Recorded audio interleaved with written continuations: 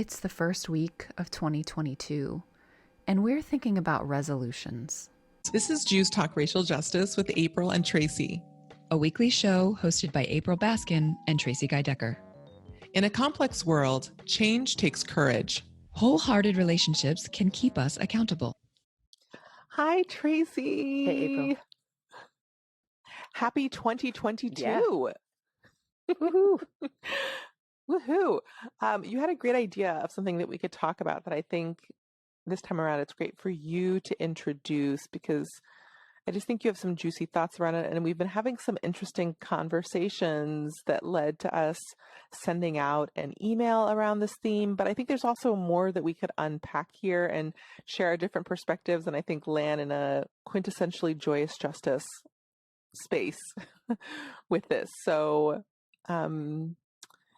we just experienced the new year, and it is in traditional American culture resolutions time. And I'm curious, Tracie, about your thoughts about that. Yeah. Resolutions. I guess what I've been thinking about, and this is a journey for me. We've talked on the podcast before about different, habit setting and different thinkers. I'm thinking about James Clear in particular, who wrote Atomic Habits, who I've been following for a long time, from before he was a book author, when he was just sending out this newsletter every week. And, but I'm just thinking about, cool. like, I love that. Yeah, he's really smart. Anyway, I'm thinking about the way that we Americans think about changing ourselves, and the way that we have, I think it's part of the kind of rugged individualism that is so highly prized in American culture. There's this idea that you can just will yourself different, the whole like pull yourself up by your bootstraps kind of thing, like fully within yourself. And so there's this, I experienced less so now, but certainly earlier in my life, and even still today a little bit, at any moment where we're expected to kind of think about the year and do what in Jewish tradition we would call a cheshbon hanefesh, an accounting of the soul. So like at my birthday, at the secular New Year, at Rosh Hashanah, like any time when we're sort of thinking about who we are and who we want to be as a group, I have this feeling like, oh, I need to exercise more, and I should be meditating every day. And I like last year, like I'm going to do face yoga, which is like exercises of your facial expressions to make you look younger without cosmetic surgery.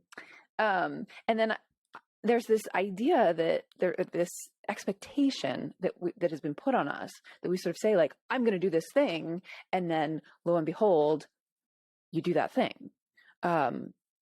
So for me, there's often like, I'm just realizing this now as I'm telling you, April, like I have this sense if I buy the right thing, that I'll be able to fulfill the goal, good. Right? Like if I buy the right running shoe. You've been conditioned for that. If right? Like for the face yoga, I downloaded the app, and I did the precisely app. Not a app, the app, the face yoga, whatever the app. You're right. Yeah, and I did precisely 3 face yoga workouts in January, precisely 3, because I didn't do the things that James Clear teaches. I didn't do the things, April, that you and I talk about all the time, that our productivity coach, who we've talked about, taught us. Like I just bought literally and figuratively bought that idea that if I had the right tool in my, access to the right tool, which goes along with most often the marketing that goes with these different things. That's partially what they often are selling. Sell gym. I mean, like that's how a lot of us buy gym memberships, right, or exercise equipment, or equipment for home, or those supplements that are supposed to make you thinner, or whatever it is, right? And I think that, but the fundamental mistake is that the idea that like willpower alone, plus the tool or the app or the whatever, but that the willpower alone is enough to adopt a new habit. And I think a lot of thinkers have taught us that that's just not true. That willpower is a part of it, but it's not the only thing, and that it's not a sign of weakness to like do things to help our willpower. Right. I'm thinking about the Heath brothers, Chip and Dan Heath, who've written a number of books that I have really loved. But in particular, I'm pretty sure it was in Switch, their book called Switch, where they talk about taking on new habits. And they talk about willpower as the rider of an elephant. And the elephant is like just desires and default. And so for a little while, like the rider can in fact guide the elephant and tell the elephant what it wants it to do. But at a certain point, if the elephant doesn't want to do what the rider wants to do, like there's not a whole lot that the rider can do. Chip and Dan Heath use that metaphor in their book Switch, and that's really important for me to remember. There are things we can do to encourage the elephant or make it easier for it to make the choices we want it to make. And like raw force of will alone only takes us so far. I have lots of thoughts about this. I was what's sure that you interesting would. about this. Yeah. Something we were talking about before we started recording and that I've been reflecting on is that I've never resonated so much. I've never really understood people's strong critique of New Year's resolutions. I didn't get it. And I realized because I have a very different orientation than a number of people to them. And so one, I think it's just worth saying that I love, and this was confusing for an ex-partner of mine a few years ago when I was disappointed when he didn't do anything for Valentine's Day. And he was like, I thought you said it wasn't very important. And I was like, it's not, but it's an opportunity For the record, to be folks, intentional. Valentine's Day is my birthday, so I will not be disappointed if you do something for my birthday. Sorry. Little Very important. parenthetical. This is the most important. No, let's make it bold heading. I like that. This is your joy is a high priority. But your ex-partner didn't do anything. So he didn't do anything for my birthday either. 1 year. Yeah. So he was confused. He was like, I thought you said it didn't matter. And I was like, well, it is a commercial holiday, but I also like any opportunity to express love and intention. So it doesn't have to be that you buy anything, but if you just wrote a note to me or sent me a text with a picture or like something, like I appreciate different, and not all of them probably, like, but just from my vantage point, so like if somebody, like if my mom, who can be really precise, where you'd be like, what about all, like, well, not all those times. She'd be like, well, Diwali is coming up. And I was like, well, that's not really my tradition. Like, not every opportunity that I possibly can. Anyway, but like within reason, so at some of the traditional touch points, if it feels resonant in some way, and like the overall idea of acknowledging people you love in your life, whether they're friends or a loved one, like that seems cool. I can do with, without all the capitalism, but I still like, why not? Like, why would, I don't know, So, and for me, like I have no issue if someone is like, that holiday really doesn't resonate with me and I think it's BS and it was just created, like, I'm not unnerved by that at all. Like, I'm like, that's also a legitimate perspective. I think for me in part, I don't opt to give it that much power. And I'm like, it's there. And yeah, it's nice to tell people I love them. Cool. But here's the thing that I think is perhaps the crux of some of it, a part of it. There's lots of different things to unpack here. But I think what's different about me that's not necessarily different about other folks. And I think part of it is also the way that I orient myself to it and the thoughts underneath it, which is that I'm not always around my efficacy, but in terms of my worthiness, my dad instilled within me a profound sense of unconditional worthiness. So that's never on the table with these different things.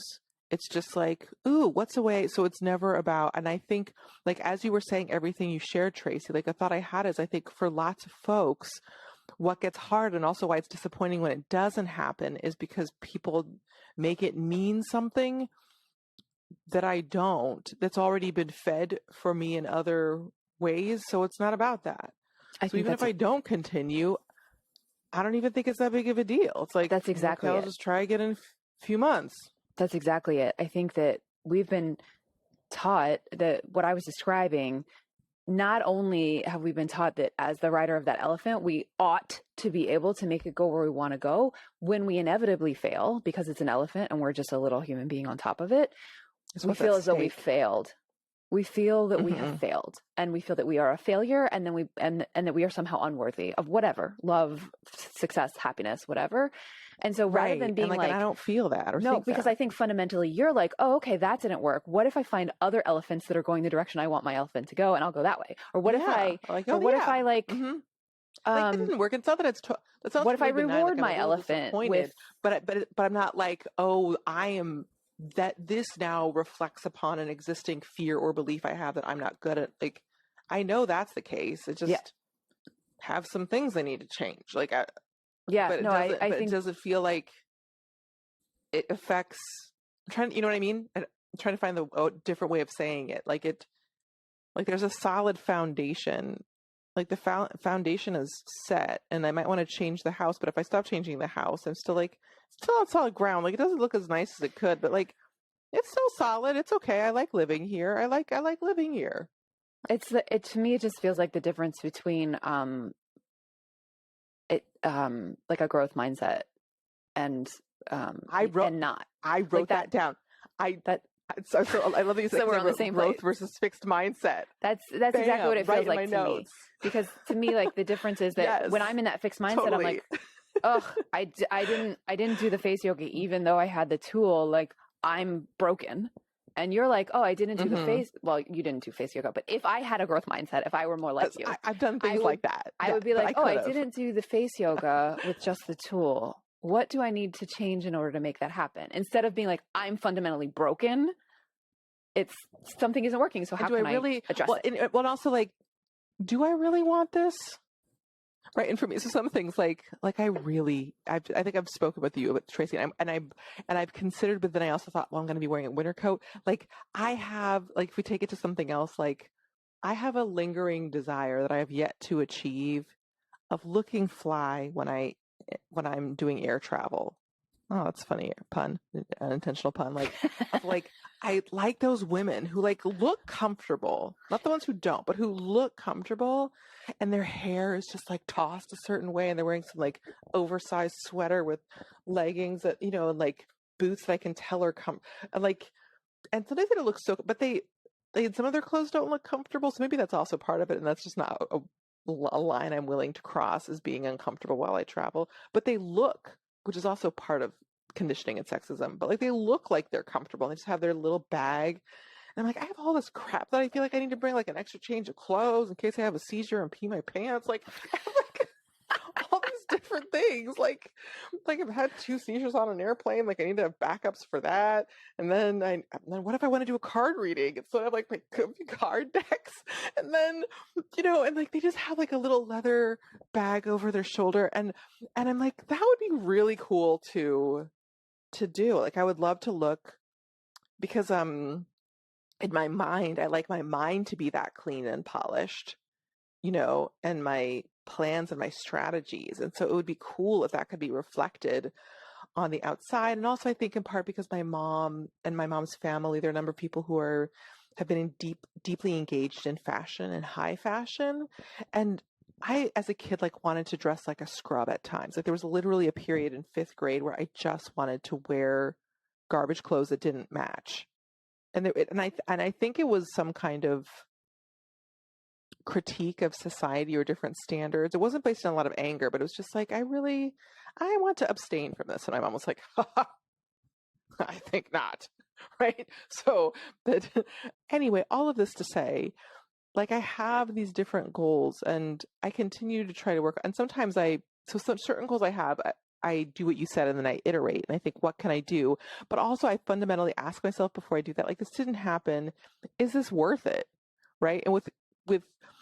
And and for me, like, fly, I need to come up with a different word because it's cheesy, but like, you know, hip air travel is something that I continue to kind of want, but not enough to figure it out, or not enough to cross certain barriers of discomfort. Like, I want to wear sneakers. If I'm lifting heavy crap, just like when I'm working out and like benching or whatever, doing deadlifts, like, I want arch support.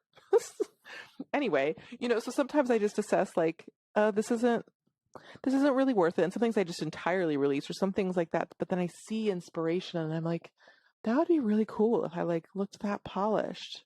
But then I keep landing with, no. You know what? I think this is related to the growth versus fixed mindset, but I think there's also like, I'm just thinking about the self-talk that people use in the different cases. That's a part of it, like, yeah. I think the self-talk that in my example, the evidence of the fixed mindset and the sort of the self-talk that is born of the oughts and the shoulds, and the, you ought to be able to control that elephant. Yeah. Is really, really negative, and deprecating, self-deprecating, like, and that's what, like I failed. I fell off the wagon on my diet because I'm just not good at dieting. I'm lazy. Yeah, those long statements. Yeah, ew. Those are watering whatever. such I'm seeds just of unhealthy pain and suffering. And I think that also is part and parcel with kind of what the consequences of the rugged individualism that says that willpower alone is enough. And therefore, if willpower alone is not enough, then there's something wrong with you. And then that gets internalized in this negative self-talk, which just then becomes a self-fulfilling prophecy. Yeah, I'm actually done. So yes. No. Everything you're saying is making sense. And I did a tangent for a while. But here's the connection that I was able to make from what you said, though, because when you were just talking about this piece about negative self-talk, Tracie, it reminded me that I used to have that in college. But so part of it, there were a couple different things where I experienced these different things, and I totally was acculturated the way lots of other people are. But I think I somewhat more quickly, or because I had some of these other things going on in my orbit, I was able to, like, it was toxic for me. Like, I couldn't, in college, I needed to find tools and books and resources to help me through it, and removing the shoulds and starting to focus on what do I want. So instead of thinking of my list in the morning, if I shift it to want, certain things I don't want, or certain things, even though I don't like them, I do want to do that, right? So then that shifted me into a more positive, empowered frame. And I felt like I could get through the day better, right? Like I felt like, so it's helpful for me to remember, and I think in the context of our conversation, is that it's not necessarily this mystical, April's father bestowed upon her unconditional love, and it has been a floating positive experience of us. No, it was more that like I had some of those core things, and then in college I was going through different crises and challenges as my identity was becoming different from that of my parents, as I was dating and starting to have relationships that my parents did or didn't approve of, mostly didn't, and having to go through the crisis of not having certain forms of parental support and missing it because I had so much. And so looking for different books and resources and programs that would help me with these things. And most of the people who were reading those books and doing those programs were like middle-aged women. Right? So I was fairly atypical in doing it. I've been doing courses for a long time, Tracie. I did like a Feng Shui Your Life course in college, and there was or like Change Your Life in 60 Days. And I was not their typical client, but I found a lot of these things to be very helpful around both some pragmatic time management pieces, but also more specifically just how we think and the words we use. And then around that time, I was also learning a lot about Buddhism, and I was hopping around in different Buddhist traditions, and I really loved the writings of Thich Nat Hanh. And his work really resonated with me because both he had really wonderful power analysis and oppression analysis, and incorporated what was happening in the world in very concrete ways. And also as someone who was a survivor of incredibly severe trauma, he was a kid or a young person during the Vietnam War in Vietnam. And as someone whose father was wrongfully incarcerated and who, not to the same extent of being a survivor of war, I want to be really clear here, but who had experienced terror and pain and trauma in different ways, his teaching spoke to me, and I learned a lot from him. But one of the key things I learned that I've now referenced, and it's just a part of my language, but often I cite him and other times I don't, but he talked about how in our this concept in Buddhism that I suspect is also probably in Judaism. Certainly, I know in terms of Mussar, there's similar sorts of thinking, the values-based texts and like in practice that is Jewish, and but he talked about how in our store consciousness there are all the seeds of different emotions and thoughts are there, and we can choose which ones we want to water. And so if some of the seeds are active, we can just stop watering those seeds and water other seeds.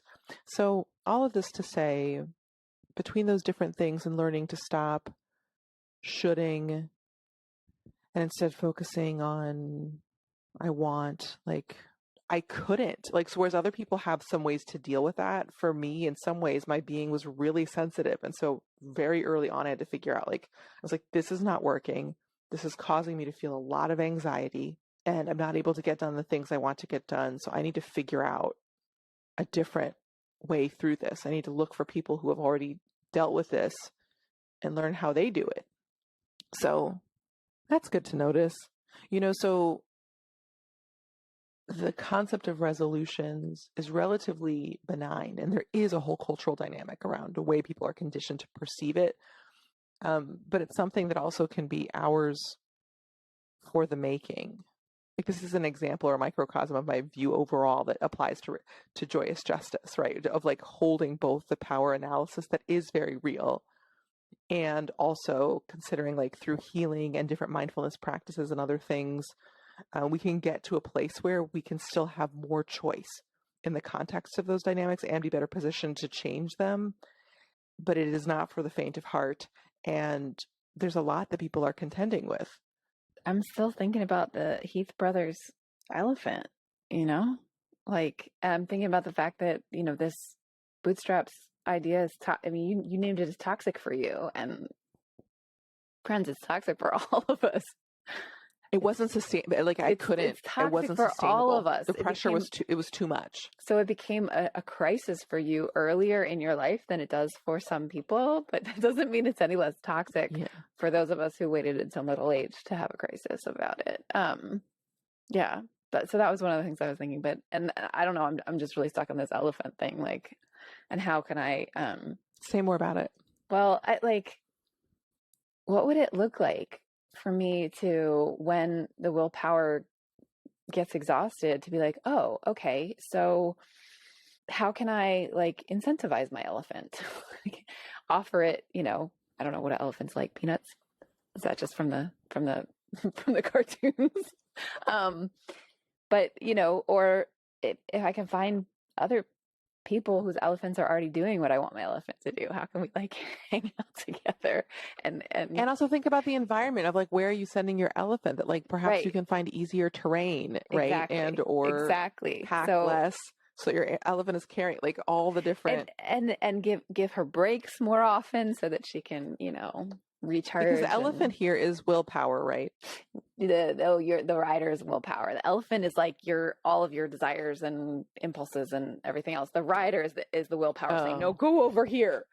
And the elephant is the rest of your being, your emotions and your needs and your desires and your existing habits. Oh, so here I want to add in a quick thing then here, because I'm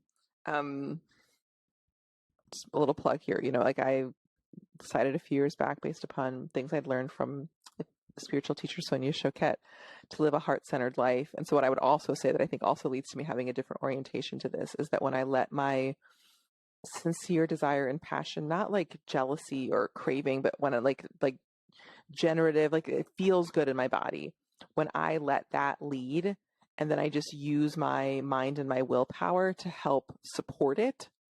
Because I think part of also what is not sustainable in our society is that famous Sonia attributes this quote to Albert Einstein, and this is like paraphrasing it. That the mind was always meant to be in service of our hearts, but instead in contemporary times, we've enslaved our heart in service to our mind. And so when you're sharing that, that's exactly it. The elephant metaphor, is the heart, and the mind is the rider. That's exactly it. And And part of what helps me be hugely successful in my career, again, as I was experiencing not as much intense dissonance as I was in college, I'd worked through some of that. But when I started letting my heart and intuition lead more, and then just using my mind in the ways that my mind can be helpful to make sure certain things get done rather than curtailing it, then I had more energy, and I continue to still, because I've also been conditioned to have my mind control things. And as we know, I've been working on that to release that death grip, or that like intense oppressive grip that my mind has had on how my spirituality wants to come forth and be a part of my leadership. And my mind has been controlling that around fear of loss or professional critique, of losing things that I've worked very hard and spent, and both very hard and also in part because of the passion, because I decided to follow my passion and was willing to just put in a lot more time because it was something that I genuinely cared about. If the mind is trying to control the elephant, that to say that there's a more, over time, not immediately, but there's a more symbiotic, fluid, cooperative relationship that we can have, that can look like different things for different people. Related to the elephant and rider, one of the things that the Heath Brothers and others who've studied this kind of thing have noticed is that actually willpower is a limited resource. Like you can exhaust your willpower and then it needs to kind of recharge before you can use it again. It seems like the elephant and the rider is really important. And my take on that, I think, which is so true, and that has come through all the sources you said, and also other ones that I've read in different books about neurology, which is just that I think most people in this rugged individualism narrative are not acknowledging that our habit energy is mammoth, like an elephant. It is enormous, and it is changeable, but it takes time and specific skills in order to start to move the elephant in a different direction. And there's all kinds of wonderful books. I recently read this book called Happy Brain. I forget the name of the author. We can cite them. And she kept going into all these different analogous references to elements of the animal kingdom, and essentially being like, we are basically animals and no other animal just changes overnight. Like you need to go through a process in order to get there. And so what I hear you saying as you keep coming back to this is, well, this is what I'm adding. I'm adding that it totally is possible to change, but we should not underestimate that we are working to lovingly move an elephant. That it's far, so when you talked about the image, I think I'm getting it now. I didn't at first, but I think I'm like, it's clicking around just the visual as you articulated, right? Of you can be the strongest person in the world. You're not stronger than an elephant when you're on top of it. That the elephant is the energy force that's moving, and we can be in control of that habit energy, but it takes nuance and skill, and it is not brute force. Brute force is never going to work with an animal, and it's never going to work with our habit energy. And it's not quick. I think I feel like that's part of what it doesn't have to be a long time, but it's incremental. But I there's this sense I get that I feel like I am failing or doing it wrong or somehow a bad elephant rider, I guess, if after the first command is given, course is not changed forever, right? Like if we're heading or more dramatic or as sharply as you want it to, or at all. I mean, like if I'm heading northwest and I'm like, hey, elephant, let's go due north, and we do for a little while, but then we end up drifting back to northwest. I'm like, crap, I did it wrong. That's not actually true. I didn't do anything wrong. I just need to do it again. Mindset, exactly. Right. Yes. As opposed to a growth mindset of, I did this, so let's redo that. And now also think about how we stay. Let's also think about what we can do to help keep this elephant on the path, as opposed to it's over. I think that's why I keep coming back to it, because there's some comfort in it. There's some comfort in recognizing that it's a blessed elephant that I'm trying to direct, and not just my own 2 feet. Because if my own. Right.